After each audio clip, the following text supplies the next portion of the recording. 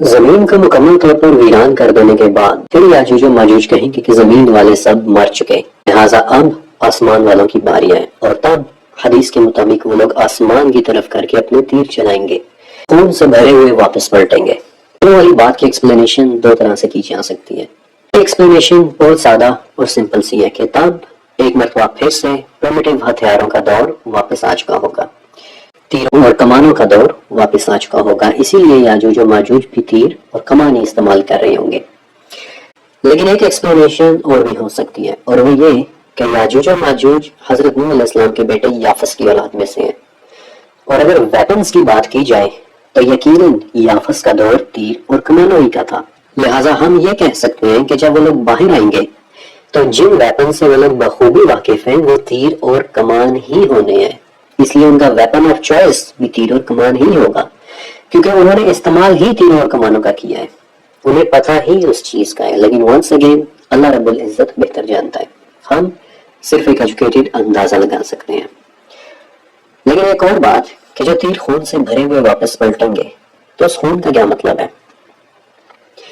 اب اس خون کی بھی دو طرح سے تشریح ہو سکتی ہے کہ ایک طرح خون یاجوج و ماجوج کے لیے اللہ تعالیٰ کی طرف سے ایک دھوکہ ہوگا، اور عموماً تفاسیر میں یہی انٹرپریٹیشن کی جاتی ہے، لیکن اس بات کا ایک جواب اور بھی ہو سکتا ہے، اور وہ یہ کہ ذرا امیجن کریں کہ اربوں نہیں تو کروڑوں کی تعداد میں یاجوج و ماجوج جب اپنے تیر اوپر کی طرف چلائیں گے تو اس وقت ہر وہ پرندہ کہ جو ایئر بورن ہوگا، ہوا میں ہوگا، یقیناً وہ ان کروڑوں تیروں کا شکار ہونے سے بچ نہیں پائے گا، اور اس کا خون ان تیروں کے ساتھ ہی واپس زمین کی طرف پلٹ آئے گا۔ لیکن ایک بات یاد رکھیے گا کہ وہ دور، وہ ٹائم پیریڈ ہمارے لیے ایک بالکل ان نون وقت کی حیثیت رکھتا ہے۔ ہم ڈیڈکٹیو لاجک کو استعمال کرتے ہوئے ایک اندازہ تو لگا سکتے ہیں، لیکن کوئی بھی شخص آپ کو یہ بات حتمی طور پر نہیں بتا سکتا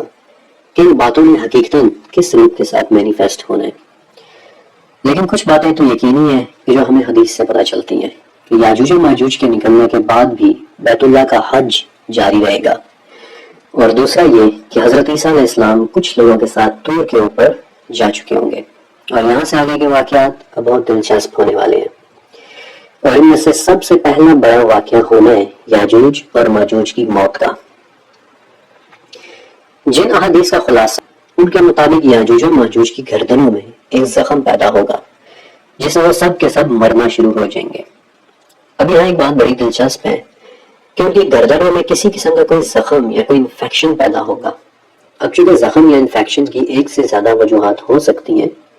اور چونکہ ابھی تک ہم یاجوج و ماجوج کی اصل فزیولوجی یا ان کی اناٹومی سے واقف نہیں ہیں، اس لیے یہاں میں آپ کو ایک بڑی ہی زبردست بات بتاتا ہوں، اور وہ ہے ایک فارمولا۔ اس پوائنٹ پر ہم ڈیڈکٹیو لاجک کا ایک فارمولا اپلائی کر کے ان کے زخم کی وجہ جان سکتے ہیں، اور اس فارمولا کا نام ہے آکمز ریزر۔ آسان ترین الفاظ میں آکمز ریزر کا مطلب ہوتا ہے کہ جب آپ کے سامنے بے تحاشا وجوہات موجود ہو، کئی ایکسپلینیشنز موجود ہوں، تو عموماً سب سے زیادہ وجہ، سب سے زیادہ ایکسپلینیشن یہ سب وجہ ہوتی ہے، اور یاجوج و ماجوج کے کیس میں جو وجہ سب سے زیادہ نظر آتی ہے وہ یہ ہے کہ انہیں ہماری دنیا کا ماحول سوٹ نہیں کر رہا ہوگا۔ ذرا سوچیں کہ ہزاروں سال ان گہری اندھیری غاروں میں رہنے کے بعد جہاں وہ لوگ ایکسٹریم قسم کی کنڈیشنز میں رہ رہے ہیں، گپ اندھیروں میں، نمی میں، لاکھوں پاؤنڈز پر اسکوائر انچ کے پریشر میں، تو یوں لگتا ہے کہ جیسے زمین کے اوپر آنے کے بعد وہ لوگ یہاں کی کنڈیشنز کو، یہاں کے سورج کو، یہاں کی روشنی کو برداشت نہیں کر پا رہے ہوں گے۔ الٹرا وائلٹ روشنی ان کے لیے ناقابل برداشت ہو چکی ہوگی، ان کی جلد میں کسی قسم کا انفیکشن پیدا ہوگا، اور ان کی جلد پھٹنا شروع ہو جائے گی، اور میرے پاس اس کی ایک مثال ہے بھی۔ سمندر کی گہرائیوں میں جہاں پانی کا دباؤ، اس کا پریشر بہت زیادہ ہوتا ہے، وہاں ایک خاص قسم کی مچھلی پائی جاتی ہے جسے اینگلر فش کہتے ہیں۔ یہ مچھلی بہت گہرے سمندر کا جاندار ہے، اور اسی وجہ سے یہ کبھی بھی سمندر سے باہر سروائیو نہیں کر پاتی۔ اگر آپ اسے سمندری گہرائیوں سے زمین کے اوپر لے آئیں تو پتہ کیا ہوگا؟ اینگلر فش کا جسم گہرے سمندر کے پریشر کا عادی ہوتا ہے، اور زمین کے اوپر آنے پر ڈی کمپریشن سے اس کا جسم پھول کر پھٹنا شروع ہو جائے گا، لٹرلی۔ اور شاید ایسا ہی کچھ یاجوج و ماجوج کے جسم کے ساتھ ہو رہا ہوگا کہ ان کا جسم کم دباؤ کی وجہ سے پھولنا شروع ہو جائے گا، زخمی ہونا شروع ہو جائے گا، پھٹنا شروع ہو جائے گا، جس سے ایک ایک کر کے ان کی موت واقع ہونا شروع ہو جائے گی۔ اور یاجوج ماجوج کی موت کے بعد جب خاموشی ہو جائے گی تو گھروں اور شہروں میں محصور ہو چکے، قید ہو چکے لوگوں میں بھی تجسس پیدا ہوگا، اور حدیث کے الفاظ کے مطابق وہ ایک دوسرے سے پوچھیں گے کہ کیا کوئی ہے کہ جو باہر جا کر دیکھے کہ یہ خاموشی کیوں ہو گئی، اور تب ایک شخص باہر نکلنے کے لیے تیار ہوگا اور وہ یہ بات اپنے ذہن میں لے کر جائے گا کہ اب شاید میں زندہ واپس نہ آؤں، لیکن باہر جا کر وہ کیا دیکھے گا کہ یاجوج و ماجوج کی لاشیں ایک دوسرے کے اوپر ڈھیر کی صورت میں پڑی ہوئی ہیں، اور تب وہ خوش ہو کر بآواز بلند کہے گا کہ پرسکون ہو جاؤ، اللہ نے خود تمہارے دشمن کو ختم کر دیا ہے، اور تب لوگ دوبارہ سے باہر نکلنا شروع ہوں گے۔ اس کے بعد حضرت عیسیٰ علیہ السلام طور سے نیچے اتریں گے اور دیکھیں گے کہ ایک ہاتھ جگہ بھی ایسی نہیں ہے کہ جو یاجوج و ماجوج کی لاشوں کی گندگی، خون اور بدبو سے بھری ہوئی نہ ہو، لیکن وہ اللہ رب العزت کے ہاں دعا فرمائیں گے، اور آپ علیہ السلام کی اس دعا کے بعد کچھ ایسے بڑے پرندے آئیں گے کہ جن کی گردنیں اونٹوں کی گردنوں کی طرح لمبی ہوں گی، اور وہ یاجوج و ماجوج کی لاشوں کو اپنی چونچوں میں اٹھا کر کسی جگہ پھینک آئیں گے۔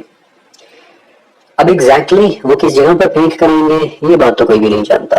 لیکن کعب ابن احبار نے ایک نام بتایا تھا کہ وہ جگہ محل ہوگی، یعنی سورج کے نکلنے کی جگہ، وہی جگہ کہ جہاں ذوالقرنین نے اپنا دوسرا سفر کیا تھا۔ لیکن واللہ عالم، البتہ ایک بات میں آپ سے ضرور پوچھنا چاہتا ہوں کہ جب ہم ایسے پرندوں کی بات کرتے ہیں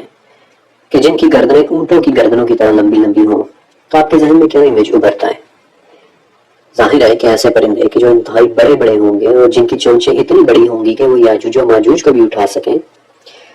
تو سوچیں کہ اس وقت دنیا میں ایسا کون سا پرندہ ہے کہ جو یہ کام سر انجام دے سکتا ہے؟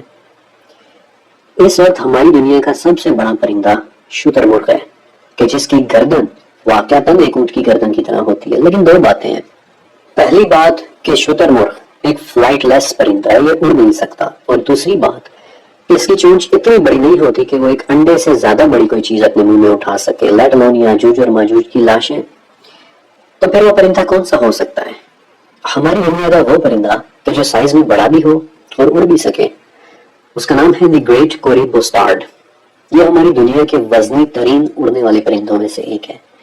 لیکن گریٹ کوری بسٹارڈ بھی وہ پرندہ نہیں ہو سکتا، کیونکہ پہلی بات گریٹ کوری بھی صرف اور صرف اس وقت اڑتا ہے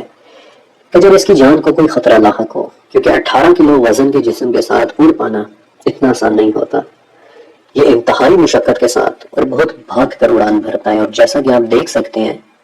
کہ اس کی چونچ بھی اس قابل نہیں ہے کہ ایک بڑے چوہے یا چھوٹے خرگوش کے سائز سے زیادہ بڑی کسی چیز کو اپنے منہ میں اٹھا سکے۔ لیکن ایک پرندہ ایسا ہے کہ جو میں آپ کو دکھا سکتا ہوں کہ جس کا جسم بھی بہت بڑا ہے، جو اڑ بھی سکتا ہے، اور جس کی چونچ بھی اتنی بڑی ہے کہ یاجوج و ماجوج تو کیا بلکہ وہ ایک انسان کو بھی اپنے منہ میں اٹھا لے، جس کی گردن بھی ایک اونٹ کی گردن کی طرح ہے، اور جس نے ہماری دنیا پر لیٹ کریٹیشیس پیریڈ کے دوران 80 لاکھ سال تک راج کیا ہے۔ اڑنے والا ایک بھیانک پرندہ کوادزل کوٹلس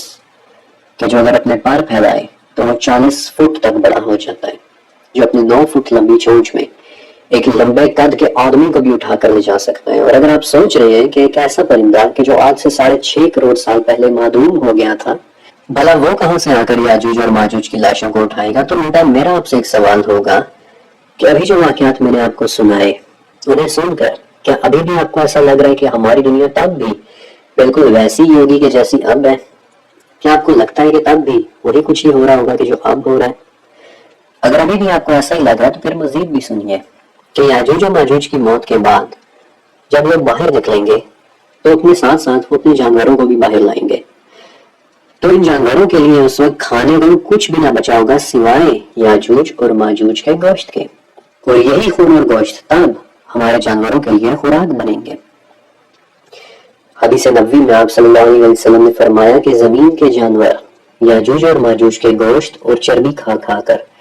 ایسے موٹے اور تازے ہو جائیں گے کہ جیسے کبھی گھاس کھا کر ہوا کرتے تھے، اور ان کی تیر کمانے اور ترکش اس قدر بچ چکے ہوں گے کہ مسلمان 7 سال 7 ایئرز تک جلا جلا کر انہیں ایک ایندھن کے طور پر استعمال کریں گے۔ یہاں پر آپ کے ذہن میں ایک اور سوال بھی آ سکتا ہے کہ جانور بھلا یاجوج اور ماجوج کا گوشت اور چربی کیسے کھائیں گے؟ جب ہم ان جانوروں کی بات کریں کہ جو انسانوں کے ساتھ گھروں میں محصور اور قید ہوں گے تو یقیناً وہ شیر، چیتے اور بھیڑیے تو ہوں گے نہیں، بلکہ یقیناً گائے، بیل اور بکری جیسے جانور ہوں گے کہ جو گوشت نہیں کھاتے۔ اور حدیث میں بھی یہی آتا ہے کہ ہمارے جانور ان کے گوشت اور چربی کھا کھا کر ایسے موٹے ہو جائیں گے کہ جیسے گھاس کھا کر ہوا کرتے تھے۔ تو کنفرم ہو جاتا ہے کہ وہ جانور موسٹلی گھاس کھانے والے بیل، گائے اور بکری قسم کے کوئی جانور ہوں گے۔ لہٰذا اب میں آپ کے سامنے جانوروں کے متعلق کچھ ایسی باتیں رکھنے والا ہوں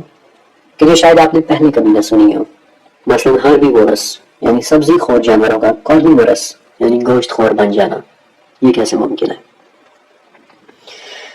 اسکاٹ لینڈ کا ایک جزیرہ ہے روم آئی لینڈ، جہاں کچھ عرصے پہلے ایک عجیب واقعہ پیش آیا کہ سمندری پرندوں کے چوزوں کی ادھ کھائی ہوئی لاشیں ملنے لگی۔ کسی کو سمجھ میں نہیں آ رہا تھا کہ ایسا کیوں ہو رہا ہے، کیونکہ اس جزیرے میں ان پرندوں کا کوئی قدرتی شکاری مثلا بھیڑیا یا شیر وغیرہ نہیں رہتے تھے، تو پھر کون ان پرندوں کے بچوں کو کھائے جا رہا تھا؟ جب اس معاملے کی انویسٹیگیشن چھان بین کی گئی تو پتہ چلا کہ کچھ عرصہ پہلے روم آئی لینڈ کی بھیڑوں کو ایک نئی قسم کی فیڈ یا خوراک دینا شروع کیا گیا تھا، اور بظاہر اس خوراک سے بھیڑوں میں آئرن اور کیلشیم کی کمی ہو گئی تھی، اور اس کمی کو پورا کرنے کے لیے وہ بھیڑیں گوشت خور بن کر پرندوں کے بچے کھانے لگ گئی تھی۔ بھیڑیں سبزی خور سے گوشت خور جانور بن گئی۔ پھر آج سے چند سال پہلے انڈیا میں لال نام کی ایک گائے نے گاؤں والوں کی 48 مرغیاں کھا لی تھیں۔ ہپوپوٹمس جو کہ نیچرلی ایک سبزی خور جانور ہے، اسے اکثر ہرنوں کا شکار کر کے ان کا گوشت کھاتے ہوئے بھی دیکھا گیا ہے، بلکہ ہرن خود بھی جو کہ ایک معصوم سا سبزی خور جانور ہے، اسے بھی اکثر ان چھوٹے جانوروں کا گوشت کھاتے دیکھا گیا ہے کہ جو آگے سے فائٹ بیک نہ کر سکتے ہوں۔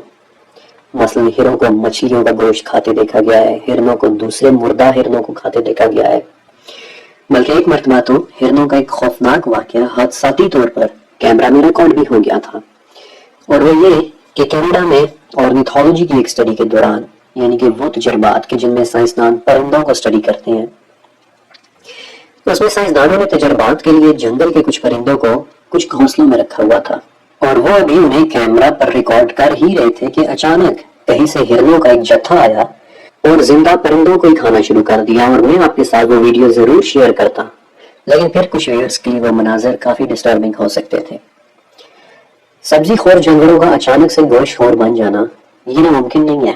بلکہ یہ ریکارڈڈ فیکٹس ہیں، اور میری ریسرچ کے مطابق ہمارے گائے، بھینس اور بکریاں ہی کارنیورس یعنی گوشت خور بن کر یاجوج و ماجوج کا گوشت اور ان کی چربیاں کھائیں گے۔ حدیث کے مطابق ایسے موٹے تازے ہو جائیں گے کہ جیسے کبھی گھاس کھا کر ہوا کرتے تھے۔ اور پھر کیا ہوگا؟ حدیث نبوی کے مطابق ایک اونٹنی اتنا دودھ دے گی کہ وہ لوگوں کے ایک بڑے گروپ کے لیے کافی ہوگا۔ ایک گائے اتنا دودھ دے گی کہ وہ ایک قبیلے کے لیے کافی ہوگا، اور ایک بکری اتنا دودھ دے گی کہ وہ ایک فیملی کے لیے کافی ہوگا۔ لیکن ایک ایونٹ اور بھی ہوگا، ایک بارش۔ زمین کو یاجوج و ماجوج کی گندگی، نجاست، خون اور آلائش سے دھونے کے لیے اللہ کے حکم سے ایک بارش ہوگی کہ جسے کوئی کچا یا پکا گھر روک نہیں پائے گا۔ یہ حدیث کے الفاظ ہیں۔ یہ بارش 40 دن تک برستی رہے گی، حتیٰ کہ زمین دھل کر کسی آئینے کی طرح صاف اور شفاف ہو جائے گی، اور پھر اس میں سے پودوں اور درختوں کی ایک بالکل نئی قسم نکلنا شروع ہوگی، ایک بالکل نئی قسم کی ویجیٹیشن کی وہ شکل کہ جسے ہم جانتے تک نہیں۔ حدیث میں آتا ہے کہ ایک ایک انار اس قدر بڑا ہوگا کہ لوگوں کا ایک بڑا گروپ صرف انار کھا کر ہی اپنا پیٹ بھر لیا کرے گا۔ ویسے تو اس حدیث کو یوں انٹرپریٹ کیا جاتا ہے کہ اس انار میں برکت بہت ہوگی، لیکن نہیں،